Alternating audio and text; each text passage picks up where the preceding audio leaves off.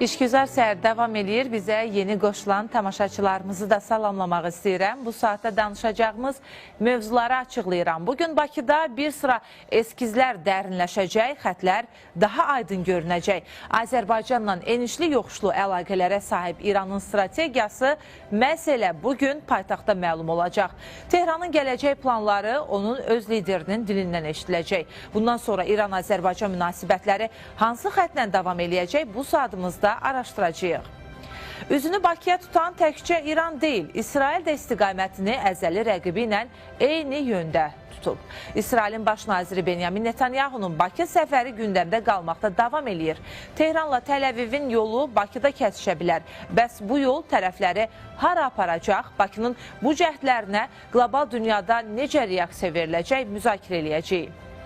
İsrail yeni yol axtarışındadır. Suriya ilə münasibətlərin bərpası da buna işarə edir. Vasitəçi isə bəllidir. Okeanın digər tayından proseslərə nəzarət eləyən Ağ Ev. Suriyanın yeni hökuməti isə vəziyyətdən narazı görünmür. Çünki yolun sonunda sanksiyaların ləğvi dayanır. Bu istiqamətdə də araşdırmamız var. Həm regional, həm də qlobal məsələləri izləmək üçün İşgüzar səhəri izləməyə də elə davam eləyin.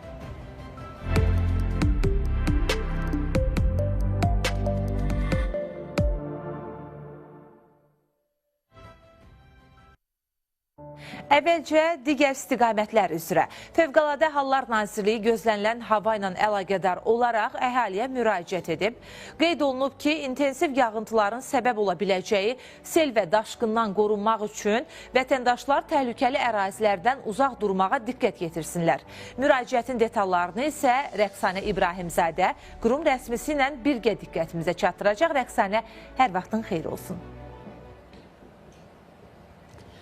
Hər vaxtın xeyir olsun Çinarə. Bəli, elə dediyin kimi Fövqəladə Hallar Nazirliyi hava şəraiti ilə əlaqədar olaraq əhaliyə müraciət ünvanlayıb və artıq bir neçə gündür ki, ölkə ərazisində mülayim hava şəraitinin ardınca yenidən hava şəraiti qeyri-stabilləşib və son məlumatlara görə Şahdağda hətta indi qar yağır və bəzi ərazilərdə çaylarda sululuq da artıb və indi hazırda qonağı Fövqəladə Hallar Nazirliyinin mətbuat xidmətinin əməkdaşı Ehtiram Xəlilovla birlikdə Fövqəladə Hallar Nazirliyinin müraciətini dinləyəcəyik.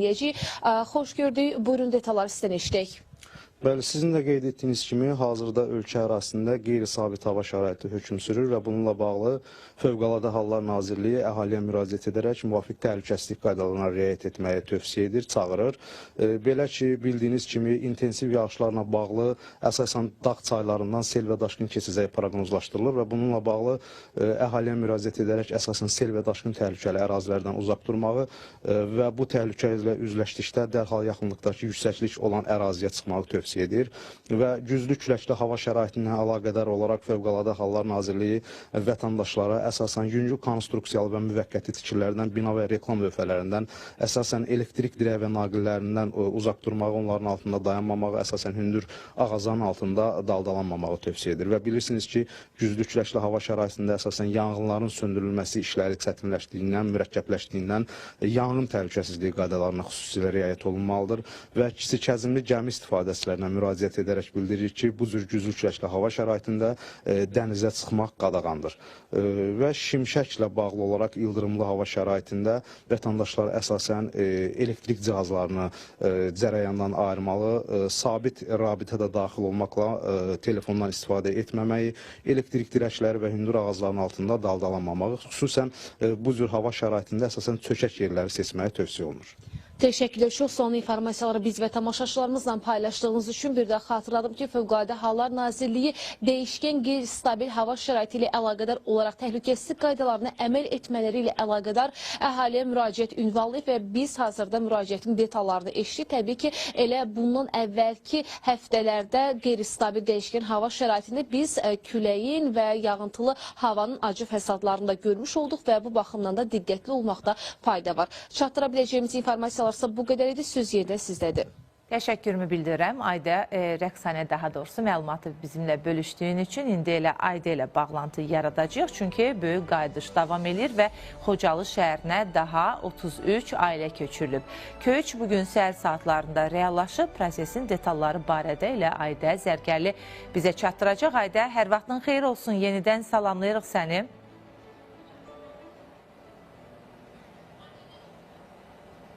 Eşidirsənmi bizi Aydə? Bəli, Aydə ilə bağlantımızı yaratmağa çalışacağıq az sonra və bir məlumatı da vurğulayım ki, İran prezidenti Məsud Pezeşkiyan da hazırda, yəni Azərbaycan səfəri çərçivəsində bir sıra məsələləri danışacaq. İqamətgahdan bizə son informasiyaları da çatdıracaq əməkdaşlarımız. Hansı məsələlərin müzakirəsi gözlənilir? Heyətin gəlişi çərçivəsində Azərbaycan-İran münasibətlərində biz hansı tendensiyanı sezəcəyik? Bu istiqamətdə də informasiyalardan geniş şəkildə agah olacaqsınız. İndi isə bəzi xəbərlər var. İstəyərdim ki, həmin informasiyaları, məlumatları da diqqətinizə çatdırım. Azərbaycan Prezidenti İlham Əliyev Qlobal Cənub Qeyri-Hökumət Təşkilatları Platformasının təsis konfransının iştirakçılarına müraciət ünvanlayıb. Bilirsiniz ki, ümumiyyətlə, platformanın təsis konfransı səhər saatlarından etibarən öz işinə başlayıb. Dövlət başçısı da həmin konfransın iştirakçılarına müraciət ünvanlayıb. Müraciətdə bəzi detallar vurğulanır və dövlət başçısı deyir ki, Qlobal Cənubun həyatında vacib bir gündür. 100-dən artıq ölkənin nüfuzlu qeyri-hökumət təşkilatlarının vətəndaş cəmiyyəti təmsilçilərinin iştirakı ilə ilk dəfə Qlobal Cənub Qeyri-hökumət Təşkilatları Platforması təsis olunur və çox şadıq ki, keçən ilin noyabrında Bakıda COP29 çərçivəsində qoşulmama hərəkatı ölkələrinin, QHT-lərinin Cənub əməkdaşlığı üzrə tutan beynəlxalq konfransı zamanı Azərbaycan Milli QHT Forumunun Qlobal Cənub QHT platformasının yaradılması barədə təşəbbüs güclü dəstək qazanıb və bununla əlaqədar olaraq 140-a yaxın ölkədən 1000-dən çox QHT təmsilçisi və ictimai fəal birgə bəyanat imzalayıblar. Bu kontekstdə xəbəri qısa şəkildə xatırlatdım. İndi isə dedim ki, günün əsas məlumatına diqqət çəkəcəyik və Məsud Pezeşkiyanın Bakı səfəri ilə bağlı anonslar təqdim olunur və 120-dən çox heyətlə Bakıya gələcəyi deyilir. Artıq gün o gündür.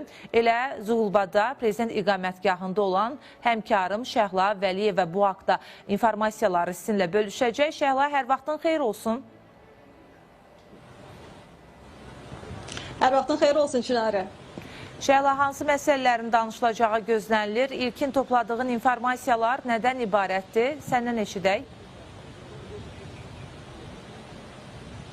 Təşəkkür edirəm Çinarə. Bəli, sənin də qeyd etdiyin kimi bugün İran prezidenti Məsud Pezeşkiyan Azərbaycana rəsmi səfərə gəlir. Artıq deyə bilərək ki, hakimiyyətinin 270-ci günündə bu səfər reallaşır. İlk səfərdir və diqqətinizə çatdıraq ki, bu səfər təkcə hər iki paytaxtda deyil, yəni Bakı və Tehranda deyil, yəni region ölkələri tərəfindən, böyük güc strukturları tərəfindən yaxından izlənilən bir səfərdir və görüşdür deyə bilərəm. Əslində bu görüşdən gözləntilər kifayət qədər çoxdur. Həm iki ölkə arasındakı münasibətlərə yenidən baxış olacaq. Yeni başlanğıc kimi də təqdim etmək olar. Burada verilən mesajlar yaxından izlənilir. Xatırladaq ki, bu səfərlə bağlı, səfərdən öncə məlumat da paylaşılmışdı ki, Məsud Pezeşkiyan Azərbaycana böyük bir heyətlə gəlir. Təxminən 110 nəfərlə gəlir. Daha çox iqtisadi sahədə fəaliyyət göstərən şəxslər də eyni zamanda 4 vilayət valisi ilə Azərbaycana səfər edəcək deyə məlumatlar paylaşılmışdı. Hələ ki, Zulubla iqamətgahında hazırlıqlar gedir. Yaxın dəqiqələrdə artıq təkbətək görüşlər, daha sonra geniş tərkibli görüşlərin keçirilməsi, daha sonra isə mətbuata bəyanatla çıxış ediləcəyi gözlənilir. Bu proqramla bağlı olan məlumatlardır. Nələr danışılacaq, hansı məsələlər müzakirəyə çıxarılacaq? Bununla bağlı xatırladım ki, artıq Pezeşkiyanın səfərindən bir qədər öncə hökumət iclası keçirilmişdi. Əslində Pezeşkiyan hansı istiqamətdə bir gözləntilər olduğuna diqqət çəkmişdi. Vurğuladı ki, Azərbaycan və İran bir bədənin ayrılmaz hissələridir və iki ölkə arasında mədəni və dərin bağlar var. Bunu da inkişaf etdirmək üçün böyük potensial var. Pezeşkiyan bu istiqamətdə açıqlama vermişdi. Qeyd etdi ki, bərpa olunan dialoq və əməkdaşlıq nəticəsində, eyni zamanda qarşılıqlı anlaşma nəticəsində biz bu perspektivdən istifadə edib münasibətlərimizi daha üst səviyyəyə çatdıra bilərik. Əlbəttə ki, bu görüşdən, bu səfərdən Azərbaycanın gözləntisi kifayət qədər çoxdur. Həm siyasi arenada, həm də iqtisadi sahədə əməkdaşlıq məsələsindən. Xatırladım ki, bir müddət əvvəl dövlət başçısı Adada beynəlxalq forum çərçivəsində qeyd etmişdi ki, əslində bütün qonşu ölkələrlə olduğu kimi İranla da münasibətlərin yaxşılaşdırılmasında maraqlıyıq, bunda fayda var, amma bir xatırlatma etdi ki, biz terror aktını, yəni Tehrandakı olan səfirliyimizə edilən terror aktını unutmuruq, unutmalı da deyilik. Düzdür, bu məsələyə xüsusi olaraq bir diqqət çəkdi ki, yəni Tehrandakı səfirliyimizə edilən terror aktı Məsud Pezeşkiyanın dövründə olmamışdı, amma bu şəxs, xüsusən də terror aktını reallaşdıran şəxs cəzasını almalıdır və bu bir terror aktı idi, şəxsi zəmində baş verən hadisə deyildi. Ona görə həmin sifariş, eyni zamanda o şəxs ora səfirliyə necə göndərilib, bunlar hamısı məsuliyyətə cəlb edilməlidir deyə açıqlamasında vurğulamışdı. Əlbəttə dediyim kimi gözləntilər kifayət qədər çoxdur bu yöndə. Və maraqlı bir detal ondan ibarətdir ki, təxminən Pezeşkiyanın səfərinə saatlar qalmış İranın ədliyyə orqanından açıqlama gəldi və vurğuladı ki, Azərbaycanın Tehrandakı səfirliyinə hücum edən şəxslə bağlı edam məsələsi istiqamətində hazırlıq işləri artıq tamamlanıb və bu səfirliyə edilən hücum nəticəsində dünyasını dəyişən şəxsin ailələrinin haqqı, istəyi təmin olunub və vurğuladı ki, bundan sonra artıq Tehrandakı səfirliyin təhlükəsizliyi prioritet olaraq məsələ kimi qalır və biz bu təhlükəsizliyi tam şəkildə təmin edirik. Əlbəttə ki, buna dair müəyyən bir açıqlamaların da danışılacağı da, daha doğrusu danışıqlar keçiriləcəyi və açıqlamaların veriləcəyi gözlənilir. Təbii ki, İrandan danışırıqsa, bizim digər məqamda İrandan gözləntimiz Zəngəzur dəhlizi istiqamətində məsələdir. Buna dair İran necə bir mövqe sərgiləyəcək? Pezeşkiyan xaric digər İran rəsmilərinin açıqlamaları daha çox, yəni qırmızı xətt, eyni zamanda buna yönəlik bir məsələ idi. Ərazi dəyişkənliyi kimi qəbul edilirdi. Maraqlıdır bu istiqamətdə Məsud Pezeşkiyandan necə bir açıqlama gələcək və xatırladaq ki, yaxın tarixlərdə Azərbaycan, daha doğrusu Ermənistan və İran arasında hərbi təlimlər həyata keçirilmişdi ki, bu da Azərbaycan tərəfindən heç də xoş qarşılanan bir məqam deyildi. Yəqin ki, bu məsələlər də iki ölkə liderinin danışacağı, müzakirə edəcəyi mövzular arasında yer alır. Xatırladaq ki, Pezeşkiyanın səfərindən öncə elə aprel ayı ərzində bizim İrandan iki qonağımız olmuşdu. İranın Pezeşkiyanın siyasi məsələlər üzrə müşaviri Mehdi Sənayi Azərbaycana səfər etdi. Daha sonra yol və nəqliyyat naziri Azərbaycandaydı. Görüşlər keçirildi. Həm bu səfərə hazırlıq idi, həm də iqtisadi və siyasi sahəsində əməkdaşlıq və dialoqun bərpası məsələsi gündəmdə idi.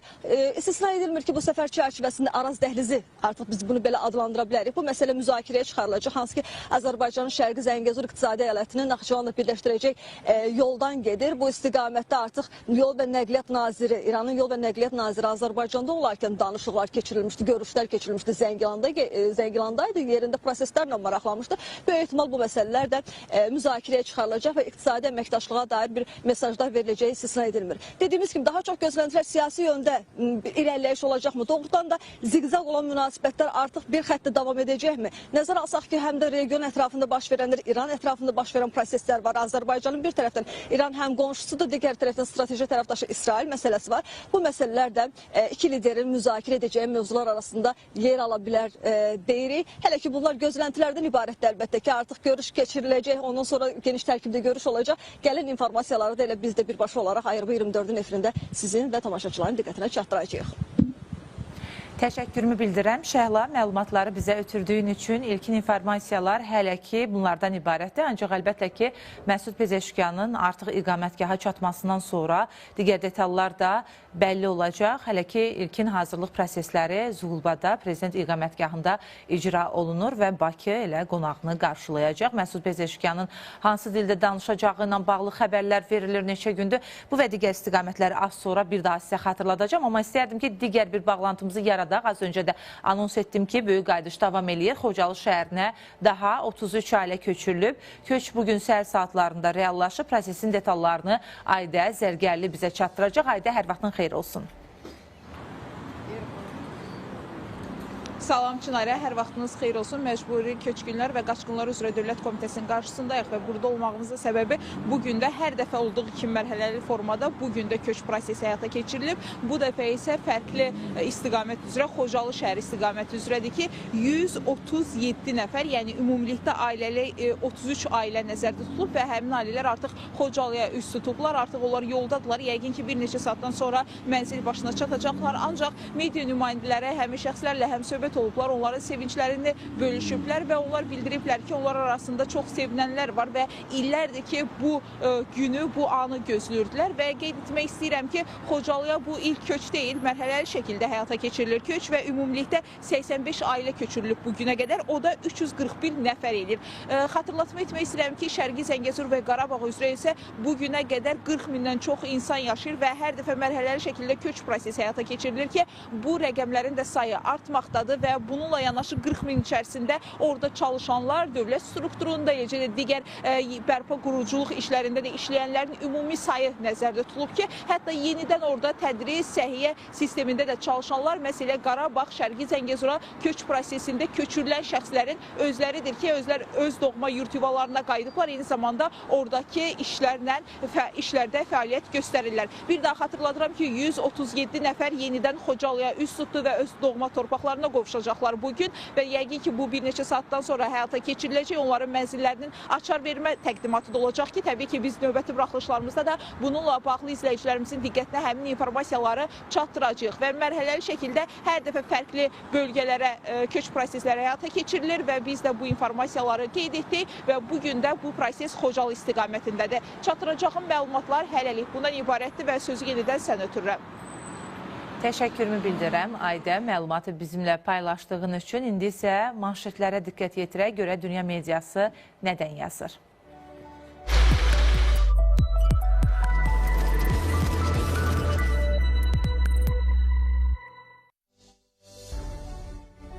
Qətər Qəzzada atəşkəs istiqamətində cüzi irəliləyiş olduğunu iddia edir. Bu barədə BBC News xəbər verib. Qətərin baş naziri deyib ki, İsrail və Həmas arasında yeni atəşkəs əldə etmək səylərində biraz irəliləyiş var. Lakin müharibənin necə bitəcəyinə dair konkret cavab yoxdur.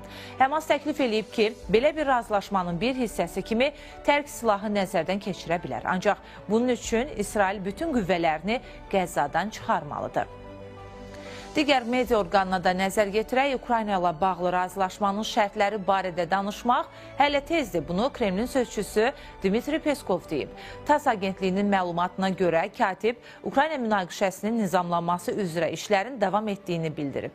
O qeyd edib ki, bu iş ictimai formada həyata keçirilə bilməz.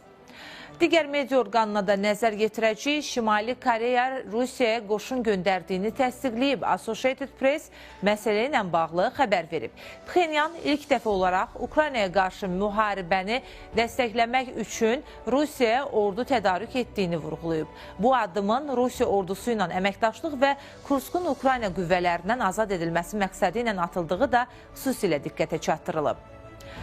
Dünya mediası daha nədən yazır? Birləşmiş Ştatlar və İran mayın 3-də Avropada görüşə bilər. Anadolu Agentliyi Amerikalı rəsmilərə istinadən yazır ki, Omanda keçirilən müzakirələrin 3-cü raundu müsbət və məhsuldar olub.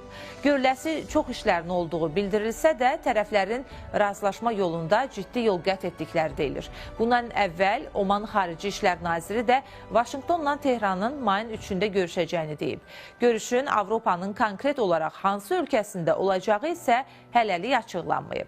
Və son olaraq bir xəbərə də nəzər yetirək, Avropa İttifaqı Trumpla ticarət razılaşması əldə etmək üçün Çindən ayrılmayacaq. Euronews bu barədə yazıb və Brüssel bildirir ki, Avropa İttifaqının Pekinlə bağlı siyasəti risklərdən qurtulmağa əsaslanacaq. Avropa Komissiyası Birləşmiş Ştatlar və Çinlə əlaqələrin iki fərqli məsələ olduğuna eyham vuraraq mübahisədən çəkinməyə çalışıb. Brüssel bizim Çinlə münasibətlərimizdən fərqlidir deyə açıqlama verilib.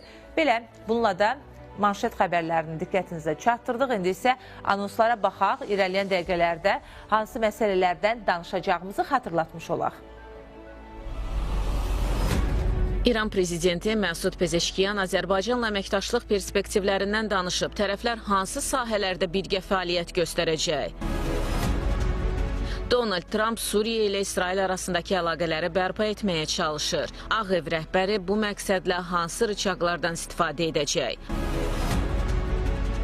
Vaşinqtonla Tehran arasında növbəti danışıqların Avropada keçiriləcəyi gözlənilir. Tərəflər ortaq məxrəcə gələ biləcəkmi? Mövzuları ekspertlərlə birgə təhlil etməyə çalışacağıq. Gözünüz işgüzar səhərdə olsun.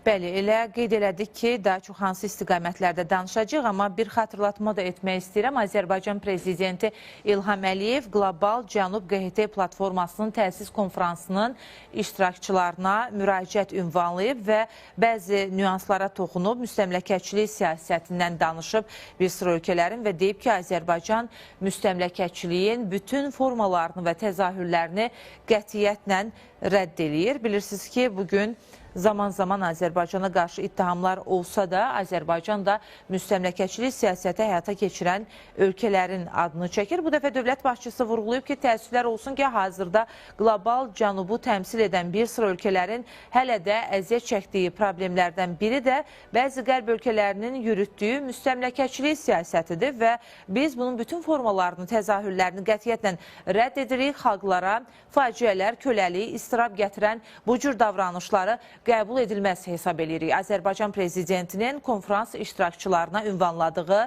müraciətdə belə deyilir və o əlavə edib ki, inanıram ki, birgə fəaliyyətimizlə xalqlarımız üçün daha işıqlı bir gələcək, yəni ədalətli dünya düzəni qura bilərik. Bəli, dünya düzəni yenidən qurulur və bu düzən qurularkən Azərbaycanın hansı nöqtədə olacağı xüsusilə önəmlidir bizim üçün.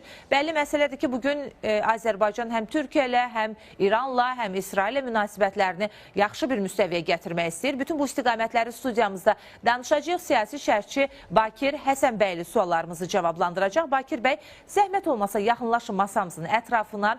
Hər vaxtınız xeyir olsun. Sabahınız Xoş xeyir gördük olsun. sizi. Xoş gördük. Bakir bəy, elə Azərbaycan prezidentinin dediyi o cümlədən istəyərdim ki, müzakirəmizə başlayaq və dövlət başçısı deyir ki, elə bir fəaliyyət sərgiləməliyik ki, dünya düzənini qura bilək və bu ədalətli dünya düzəni olsun. Bugün dünyada ən çox edilən şikayət ondan ibarətdir ki, dünya düzəni pozulur və ədalətli yanaşmalar yoxdur. Subyektiv yanaşmalar var və yaxud da güc kimdədirsə, o daha çox söz sahibidir. Bu kontekstdə istəyərdim ki, əvvəlcə müstəmləkəçilik siyasət və dünya düzəni ilə bağlı istiqamətlərə toxunaq, daha sonra İran, İsrail, Türkiyə münasibətlərini də bu kontekstdə danışarıq. Təşəkkür edirəm. Əvvəla cənab prezident çox doğru və məqamında və yerində vurğulayıb bu fikri. Hal-hazırda güc hüququ üstələdiyi bir mərhələdədir. İkinci Dünya Savaşından sonra formalaşmış dünya düzəni artıq dağılmaqdadır. Bu dağılma özünü müxtəlif deməli müstəvilərdə gücün hüququ üstələdiyi demək formatında demək göstərir. Çox ciddi dünyada bu istiqamətdə hüququn önünə keçmə prosedurlarında çox ciddi problemlər var. Bu məsələ həm deməli Rusiya-Ukrayna müharibəsi kontekstində ərazisi işğal olunmuş Ukraynaya yanaşma prinsiplərində, eyni zamanda Azərbaycan-Ermənistan münaqişəsində işğalçıya verilən dəstək müstəvisində, eyni zamanda Fransa və onun nəzarətində olan 100 ildən artıq bir dönəmdə istismar etdiyi koloniyalar var ki, onlara olan münasibətdə, yəni bütün bunların hamısı cənab prezident onu deməli qeyd edir ki, bu məsələ kökündən dəyişilməlidir və sözsüz ki, bu məsələnin, bu prinsipin, bu yanaşmanın dəyişilməsi uzun, çətin bir mərhələdədir. Amma Azərbaycan fikir verirsinizsə, istər regionda, istər yaxın şərqdə bu prosesin ədalət müstəvisində həll olunmasının öz töhfəsini bugün də verməkdədir. Bakir bəy, bu məsələni vurğulamağımızın bir səbəbi də var. Çünki bugün doğrudan da dünyada artıq daşlar yerindən oynayıb. Hətta İran, İsrail, Türkiyə münasibətlərinə baxanda da biz bunu görə bilirik. Və İran prezidenti Məsud Pezeşkiyanın Bakıya səfərinə ciddi hazırlıq gedir. Az öncə prezident iqamətgahından canlı bağlantı yaratdıq və bu kontekstdə istəyərdim ki, müzakirə edək. Digər tərəfdən isə İsrailin baş naziri Benyamin Netanyahunun da Bakı gələcəyi ilə bağlı informasiyalar yayılır. Həm İsrailin baş nazirinin gələcəyi ilə bağlı xəbərin yayımlaması, həm İran prezidentinin Bakı səfəri, yəqin ki, bunlar paralel müzakirə olunmalıdır. Bizə nədən xəbər verir? İran prezidentinin Azərbaycana gəlməsi bu ehtimal olunan, demək, gözlənilən səfərlərdən biri idi. Bu məsələdə mən istəyərdim ki, məsələyə öncədən deməli münasibət bildirərkən əsasən iki istiqamətdə deməli münasibət bildirək. Siyasi və iqtisadi istiqamətdə.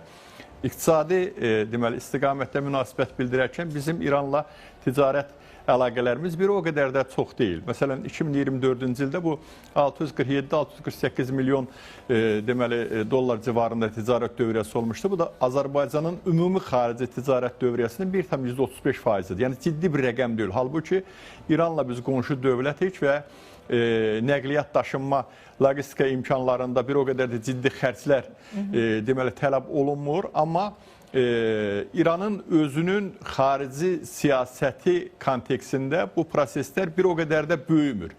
Məsələyə siyasi istiqamətdən münasibət göstərdikdə isə İran prezidentinin həm konstitusiya ilə, həm ümumiyyətlə belə cəmiyyətdə İran prezidentinin səlahiyyətləri bir o qədər də çox deyil. İran konstitusiyasının deməli 57-ci maddəsi, 110-cu, 113-cü maddəsi ilə burada deməli açıq aydın qeyd olunub ki, İranın xarici və daxili siyasətini ali dini lider müəyyən edir. Ölkənin birinci şəxsi ali dini liderdir, daha sonra isə prezidentdir. Və bu istiqamətdə İran dövlətinin siyasətini ideoloji mərkəzlər deməli müəyyən edir. Ola bilsin ki, Pezeşkiyan Azərbaycanla, ümumiyyətlə müsəlman dünyasına və geniş qlobal məsələyə müstəvidə münasibət bildirsək, dünya ilə münasibətlərinin normal olmasına çalışa bilər, arzulayar bu istiqamətdə. Amma həmin o ideoloji mərkəzlər bu deməli münasibətləri arzudan daha böyük müstəviyə keçməsinə imkan vermirlər. O baxımdan bugünkü səfərlə bağlı məsələlərdə yəqin ki, nəqliyyat, logistika, eyni zamanda deməli kömrük, iqtisadi, digər nüanslar müzakirə oluna bilər. Amma siyasi müstəvidə mən bunu həmişə qeyd etmişəm. Hətta Pezeşkiyanın prezident seçiləndən sonra məsələ bu studiyada mən biraz bədbin proqnozlar verdim və bugün də o fikrimdə qalıram. Əslində bu bədbin proqnoz deyil, bu eyni reallığı əks etdirən bir məsələlərdir. Dediyim kimi, Pezeşkiyan istəyər Azərbaycanla münasibətlər normal olsun. Daha o deməli ötən gün Azərbaycan televiziyasına verdiyi müsahibəsində də bu məsələləri qeyd etmişdi. Belə deyək də isti mesajlar vermişdi, amma dediyim kimi həmin o ideoloji mərkəzlər və ali dini rəhbərin ətrafında olan o mollokratiyanı formalaşdıran ki, deməli zehniyyətlər var. Onlar Azərbaycanla İran münasibətlərinin bundan daha ötəsinə keçməsinə imkan verməyəcəklər. Az öncə İsrailin baş naziri məsələsində vurğuladım. Bakir bəy, istəyərdim ki, biraz paralellik aparaq. Bugün İsraillə Azərbaycan münasibətlərində demək olar ki, təzadlı bir nüans yoxdur. Əksinə, müttəfiqi, davamlı şəkildə gediş-gəlişlər olur, danışıqlar aparılır. Hətta İran bu məsələdən ən çox qıcıqlanan ölkələrdən biridir. İranla Azərbaycan əlaqələri bərpa olunacaqmış kimi görünür. Bu müstəvidə İsraillə də bir müttəfiqliyimiz var. İranla İsrail isə bir-birinə düşmən mövqedən çıxış eləyirlər. O zaman Azərbaycan bu prosesləri necə tənzimləyəcək? Nümunə kimi mən İran-Ermənistan münasibətlərini göstərə bilərəm. Əgər düşmən münasibətlər İran-İsrail arasındadırsa, eyni münasibətlər Ermənistan-Azərbaycan arasındadır və İran bu məsələləri heç də tənzimləmir. Yəni, özünün qırmızı xəttini elan edir. Ermənistan sərhədləri ilə bağlı, Ermənistanın yönəliş siyasətlə bağlı məsələlərdə. Yəni, İranın bizə nəsə söz deməyə haqqı çatmır tərzində. Əslində, İran bu haqqı həm Qarabağ müharibəsi, ümumiyyətlə Azərbaycan müstəqilliyini qazandığı dönəmdən bu günə qədər o haqqı itirib. Yəni, deməli, ərazilərimizin işğal olunduğu dönəmlər məsələsi var. O 44 günlük müharibənin olması məsələsi var. 30 illik atəşkəs dönəmi var. 44 günlük müharibədən sonraki dönəmlər var. İranın bu deməli prosesdə anti-Azərbaycan siyasətinin sübuta ehtiyacı yoxdur. Çünki artıq sübut olunub bu məsələlər. Yəni, İran bu məsələlərdə bizim hər hansı bir qayğımız yoxdur və yaxud narahatlığımız yoxdur bu məsələlərdə. İsrail-Azərbaycan münasibətlərinə gəldikdə isə İranın həmişə özü üçün prioritet olaraq götürdüyü din və hətta məzhəb birliyi siyasəti var ki, Azərbaycanda böyük deməli çoxluq şiə çoxluğudur, məzhəb baxımından müsəlmandır böyük çoxluq. Buna rəğmən biraz öncə qeyd etdiyim kimi İranın Ermənistan deməli siyasəti Azərbaycan siyasətindən 180 dərəcə fərqli bir siyasətdir bu məsələlərdə.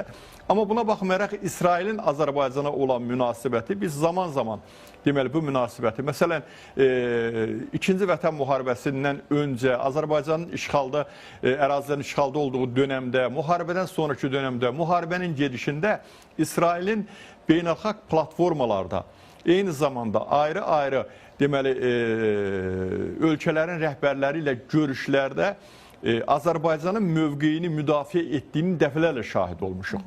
Biz unutmuruq 2-ci Qarabağ müharibəsində Ermənistanın İsrailə müraciəti ki, bizə də silah satın. Amma siz dost və qardaş Azərbaycanla müharibə apardığınız üçün biz sizə silah satmayacağıq bu dönəmdə. Bu bəyanatlarda, bu gedişlərdə bizim yadımızdadır. Biz bunu unutmuruq bu məsələlərdə. İsrail Baş Nazirinin deməli Azərbaycana gəlişi sözsüz ki, böyük məmnunluq hissi yaradır. Amma mən sizin efirə gəlməmişdən biraz öncə mətbuatdan izlədim ki, İsrail səfirliyi bu məsələləri təksib edir və bu məsələlərdən məlumatı... Hələ ki, təsdiqini tapmış bir xəbər deyil Doğrudur. əslində. Bu sadəcə ola bilər ki, güman üzərindən verilən bir informasiyadır. Əslində, dediyim kimi, çox deməli, doğru bir səfər olardı. Bilirsiniz ki, Azərbaycanın yaxın şərq siyasəti də nə qədər qəribə gəlsə, kiçik bir Azərbaycanın, Cənubi Qafqazın bir ölkəsinin yaxın şərq deməli, siyasətində, yaxın şərqin yenidən şəkillənməsi prosesindəki rolu yəqin ki, İsrail dövləti bu məsələni ciddi şəkildə dəyərləndirir. Bilirsiniz ki, Cənab Prezident beynəlxalq tədbirlərin birində İsrail-Türkiyə münasibətlərinin 2 il öncə daha kəskin bir deməli vəziyyətdə olduğu dönəmdə bir barışdırıcı mövqe sərgiləməsi, o münasibətlərin daha mehribançılıq münasibətləri istiqamətində formalaşmasına kömək etməsi, yardım etməsi məsələsi gündəmdə idi. Daha sonra bir neçə gün bundan əvvəl növbəti bir görüşün olması və növbəti bir görüşün yenidən deməli ehtimalı məsələsində bu sözsüz ki, Azərbaycanın dünyanın biraz öncə də sizin qeyd etdiyiniz kimi yenidən şəkillənməsi prosesində Azərbaycanın həm də müstəsna bir xidmətidir, müstəsna bir roludur. Çünki hər iki dövlət bizə dost və eyni zamanda qardaş dövlətlərdir. Bizimlə deməli əməkdaşlıq münasibətlərində olan dövlətlərdir və mən inanıram ki, İran deməli prezidentinin gəlişindən sonra təsadüf edəcək İsrail Baş Nazirinin Azərbaycana gəlişi də Azərbaycanın yenidən qlobal siyasətdə, beynəlxalq siyasətdə özünün yerinin və rolunun nə qədər əhəmiyyətli olduğunu bir daha sübut edəcəkdir. Bakir bəy, siz də az öncə xatırlatdınız ki, Azərbaycan əslində bundan öncə İsrail ilə Türkiyə arasındakı buzların əriməsi üçün vasitəçilik eləyib və Adı Universitetində çıxışı zamanı dövlət başçısı bunu xatırlatdı. Düzdür, yenidən o münasibətlərdə soyuqluq var, yenidən Bakı proseslərə cəlb olunub. Hər iki dost saydığı ölkəni bir araya gətirmək üçün əlindən gələni eləyir. Düzdür, bizim münasibətlərimizdə İranla bağlı, yəni İranla münasibətlərimizdə müəyyən problemlər mövcuddur, amma İran-İsrail arasındakı bu çatlar nə qədər dərin olsa da Azərbaycan yumşaldılmada biraz rol oynaya bilərmi sizcə? Əvvəla onu qeyd edim ki, ola bilsin ki, çoxlarına qəribə səslənsin bu fikir. İranla İsrail arasında, İranla Amerika Birləşmiş Ştatlarının arasında heç də dərin çatlar yoxdur. İran Amerika Birləşmiş Ştatlarının istehsalıdır. İran Amerika Birləşmiş Ştatlarının qərbin yaratdığı bir dövlətdir. Bu dövlət, fikir verirsinizsə, 79-cu ildən bu günə qədər hər cümə günləri Amerikaya ölüm, İsrailə ölüm, amma heç biri bir-birinə bu, belə deyək də, ölümü reallaşdıra bilən, halbuki biz bunu razılaşmırıq, biz bundan, belə deyək də, arzulamırıq bu məsələlərlə, reallaşdıra bilən bir adımlar atmırlar. Elə Trump yeni bir açıqlama verdi ki, bombalanmaqdan əvvəl danışmaq lazımdır. Əlbəttə ki, çünki həmin o ərazinin bombalanmasından əvvəl bilirsiniz ki, deməli, Qasım Süleymanının məhz Trumpın göstərişi ilə öldürülməsindən sonra Trump prezident seçilməzdən biraz öncə, daha doğrusu seçilmişdi, and içməsindən biraz öncə bildirdi ki, İran siyasi rəhbərliyi mənimlə əlaqə saxladılar. Bizim boş bir bazamız vardı, oranı bombalamağa icazə verməmi xahiş etdilər. Yəni icazəli, belə deyək də, bombalanmadan, silahdan istifadə edən söhbət gedir və bu açıq-açığına deməli, Trump mesaj verdi ki, İran bizim yaratdığımız bir cumhuriyyətdir. İran İslam coğrafiyası üçün, region üçün bir təhdiddir. Amma özünün, belə deyək də, onun üçün müəyyən olunan qırmızı xətlər var və eyni zamanda İsrail ilə bağlı olan məsələlərdə sözsüz ki, Pezeşkiyanın bugünkü səfərində, reallaşacağı bugünkü səfərdə İran-İsrail münasibətləri də müzakirə mövzusu olacaqdır. Bu istisnasız belədir. Bilirsiniz ki, İran deməli, rəsmiləri eyni zamanda Sepahın yüksək çinli deməli zabitləri zaman-zaman Azərbaycanı ittiham ediblər ki, İsrailin hərbi bazasının Azərbaycanda olması gülünc iddialar, gülünc fərziyyələr irəli sürüblər. Sözsüz ki, bu müzakirə mövzusu ola bilər və mən inanıram ki, cənab prezident Türkiyə-İsrail münasibətlərindəki o yumşalma siyasətini İran-İsrail münasibətlərində də deməli belə deyək də irəli sürə bilər bu məsələlərdə özünün. Pezeşkiyan həm də bir elçi kimi gəlir, belə çıxır bu münasibətlərdə hansısa bir tarazlıq yaratmaq baxımından. Çünki dini lider prosesləri həll edən şəxsdirsə,